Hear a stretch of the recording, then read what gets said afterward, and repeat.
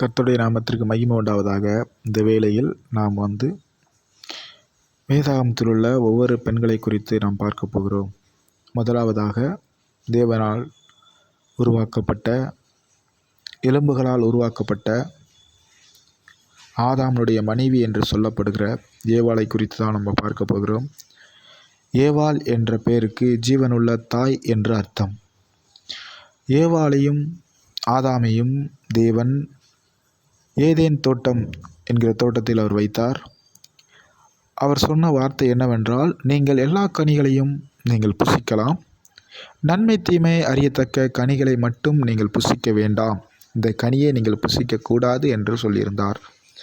ஆனால் ஏவாளோ அந்த கனியினால் ஈர்க்கப்பட்டு சாத்தானுடைய வார்த்தைகளை கேட்டு அந்த கனியை புசித்தாள். இதை குறித்து பவுல் தீமோத்தேயு புஸ்தகத்தில் சொல்லுகிறார். 1 தீமோத்தேயு 2ஆம் அதிகாரம் 13-14 சொல்லப்படுகிறது. முதலாவது ஆதாம் உருவாக்கப்பட்டான், பின்பு ஏவாள் உருவாக்கப்பட்டாள். மேலும் ஆதாம் வஞ்சிக்கப்படவில்லை, ஸ்திரியானவளே வஞ்சிக்கப்பட்டு மீறுதலுக்கு உட்பட்டாள் என்று சொல்லப்படுகிறது. ஏனென்றால் முதலாவதாக ஆதாம் உருவாக்கப்பட்டார், பின்புதான் ஏவாள் உருவாக்கப்பட்டார். ஆனால் முதலாவது உருவாக்கப்பட்ட ஆதாம் வஞ்சிக்கப்படவில்லை. ஆனால் ஏவாளோ சாத்தானுடைய அந்த பாவம் என்கிற அந்த பழத்தின் மீதான ஒரு ஆசையில் வஞ்சிக்கப்பட்டு சாத்தான் சொன்ன வார்த்தைகளை கேட்டு தேவனுடைய மகிமை இழந்து போனாள். அவள் மட்டும் சாப்பிட்டதாக இல்லாமல் அவளுடைய புருஷனுக்கும் கொடுத்தாள் என்று சொல்லப்படுகிறது.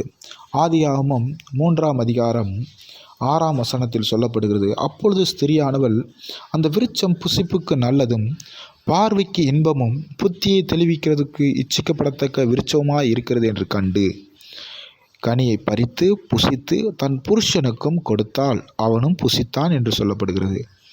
அந்த கனி அந்த ஸ்திரியான ஏவாளுக்கு எப்படி இருந்ததாம்?